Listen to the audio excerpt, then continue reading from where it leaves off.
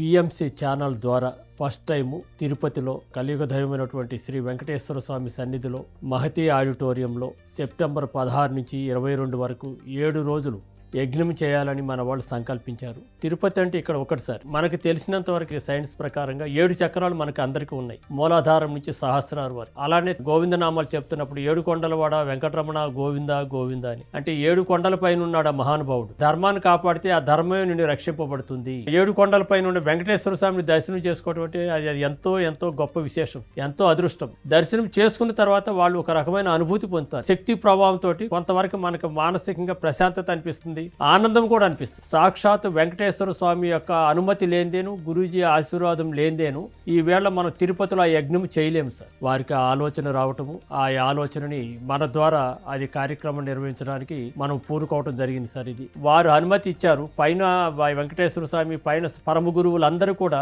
అనుమతించారు. దీన్ని చేయమని చెప్పేసి మనకి పిరమిడ్ స్పిరిచువల్ సొసైటీస్ మూవ్మెంట్ గా ఈ అవకాశం ఇచ్చారు. ఎప్పుడైతే మనము ఈ సృష్టి నియమాలను పాటిస్తూ ఉన్నామో, ఈ ప్రకృతి నియమాలను పాటిస్తూ ఉన్నామో, జరిగేటువంటి యజ్ఞం మనం అందరం కూడా రేపు జరగబోయే యజ్ఞంలో వేలాది మంది పాల్గొనడానికి సిద్ధంగా ఉన్నారు సార్.